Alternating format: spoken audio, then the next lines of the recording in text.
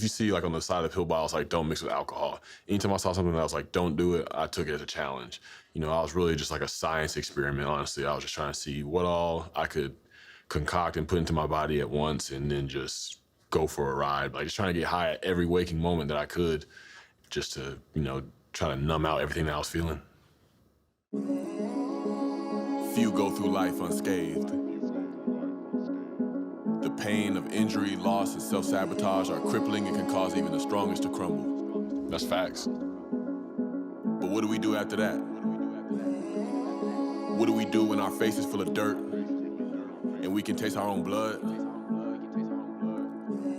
We fight back. We rise.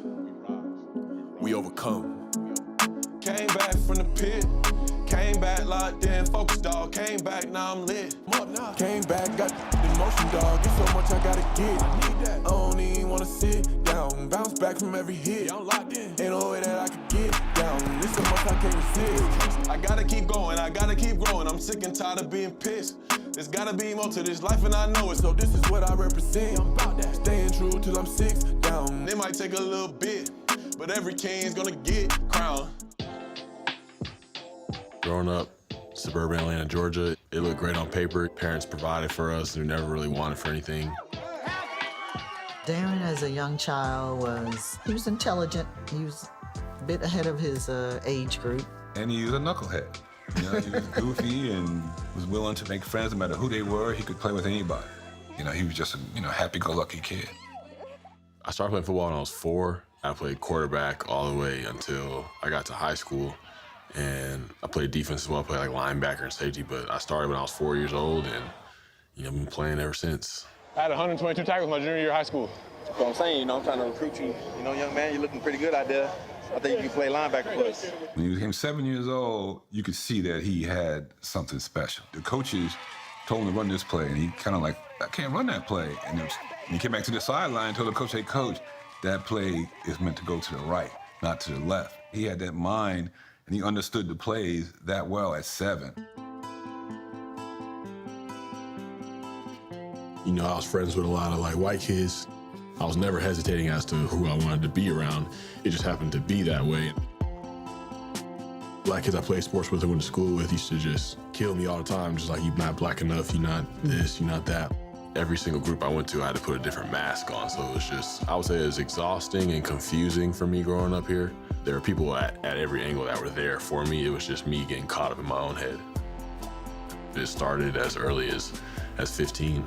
Started off with, you know, small dosage of oxycodone, basic pain meds you'd get from a minor surgery, progressing into higher milligram doses of that, smoking weed, drinking alcohol. That was me in high school. And then when I got to college, it was, you know, more drugs like Molly here and there, starting dabbling like cocaine. It progressed, so it really touched pretty much everything. We were adamant about not being helicopter-type parents, right? We always stressed that, hey, that's going to be his decision where he wants to go to school. You know, in Georgia Tech, when that decision came through, you know, I loved it mainly because of that, you know, the high academics. It's one of the best schools in the country. Works the wall. That's his go-to target. Touchdown!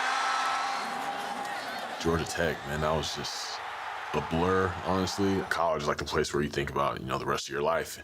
And I was not thinking about any of those things. You know, I was just trying to get through the day-to-day of, you know, trying to impress everybody that's watching on TV and all the people on campus. So it was just trying to be all those things to all people was very exhausting. There were a couple of little signs in high school, and then when you got to Tech, that's when more of it was coming out as far as what I was seeing. Believe me, there were lots of stuff that I didn't learn until Darren started telling his full story. A couple of times I sprained my ankle or something, I go to the pill bottle and wow, man, these things are gone. There's nothing in the bottle. I know she wasn't taking them, and I wasn't taking them. Well, where'd they go, you know? And it's just, I kind of realized that as it started coming out that maybe he might have been dipping in the pill bottles here or there, that kind of thing. In college, it wasn't like I have NFL dreams at all. It was like, I was buried on the depth chart, so I was like, NFL doesn't seem likely, so it was not like a dream of mine, honestly. In the 6th round, number 204, the Baltimore Ravens select Darren Waller, wide receiver from Georgia Tech.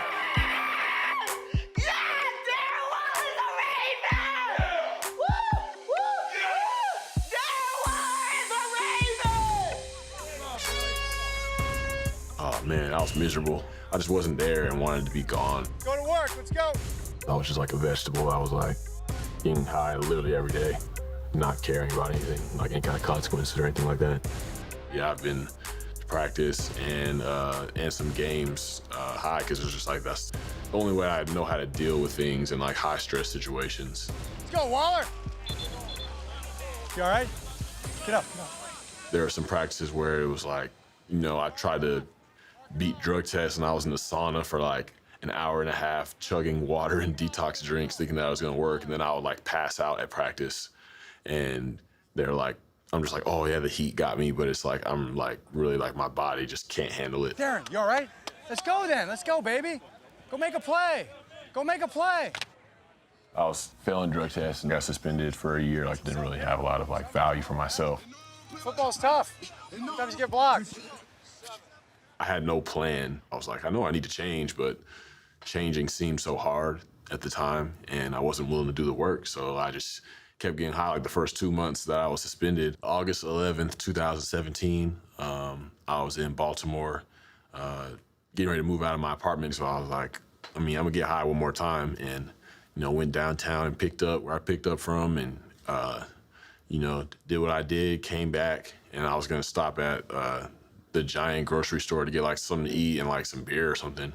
But you know, when I got to the parking lot and parked, like it hit me and like just kind of like overwhelmed me, and I was like trying to move, but if I would have got out of the car, I knew I would have passed out or like thrown up everywhere. So I was like, let me not cause a scene. Let me just chill here.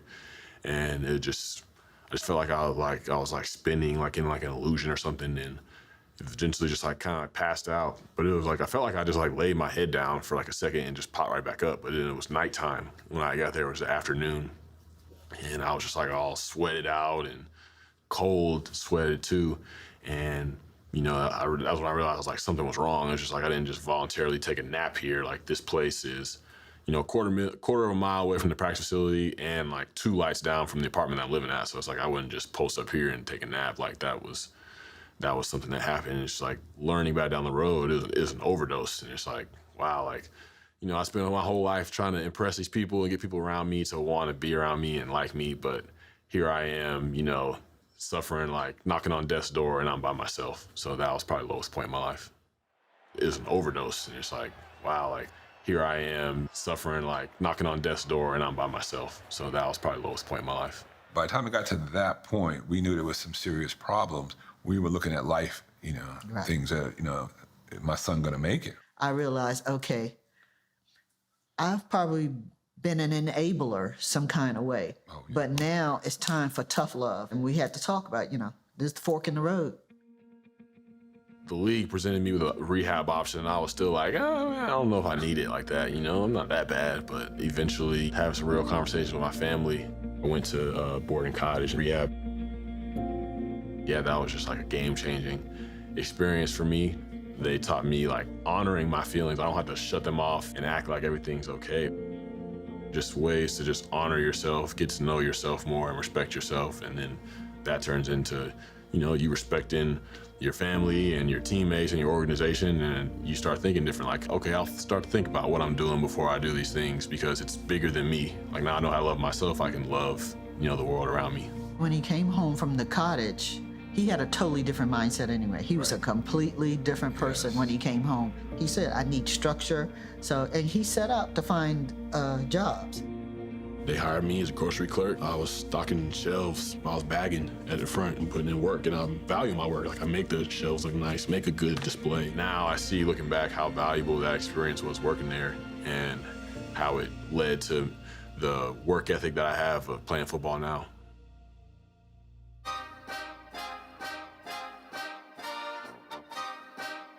I got to Baltimore in 2015, and from that isolation came me starting to write and starting to actually record. You know, I've always had like an ear for music, and my great-grandfather, Fats Waller, legendary jazz musician, I knew music was in me.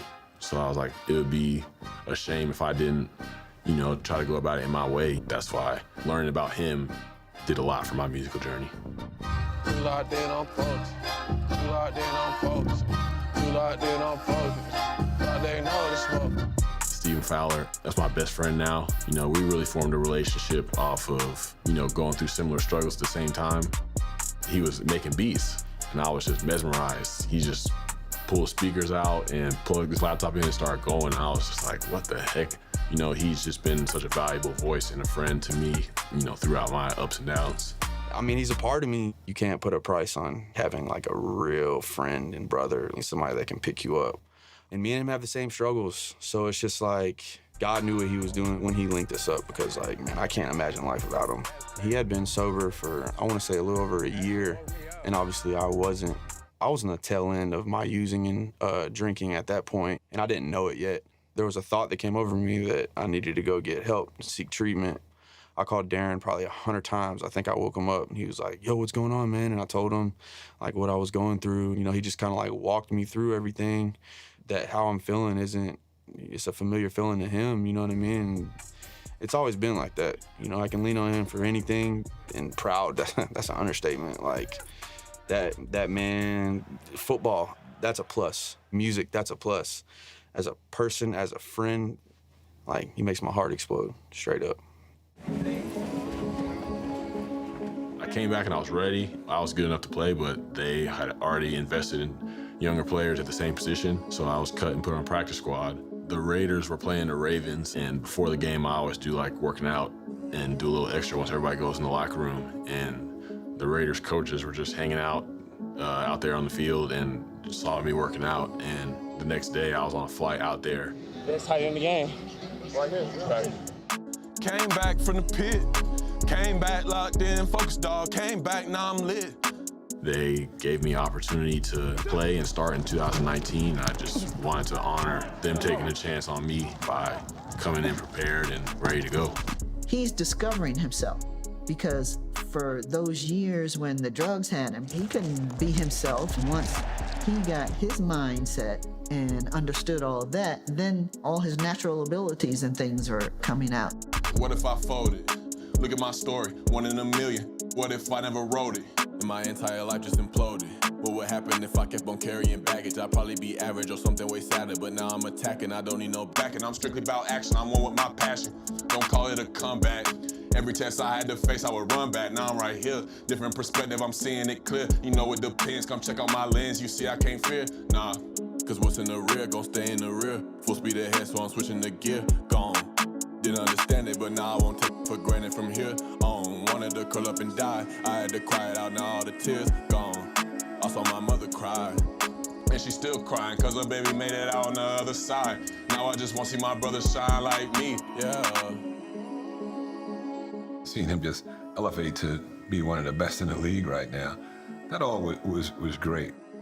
He got the opportunity to reset football, but more or less in his life. Came back from the pit, came back locked in, focused, dog. Came back, now I'm lit. Gotta keep going, I gotta keep growing. I'm sick and tired of being pissed. I'm done. There's gotta be more to this life, and I know it. So this is what I represent. I'm about that. Staying true till I'm 6 down. It might take a little bit, okay, but every king's gonna get crowned. Hey, keep balling, G. Proud of you, bro. You got it out the mud, bro. Respect, G. I have goals, but I feel like they're goals that I can reach every day.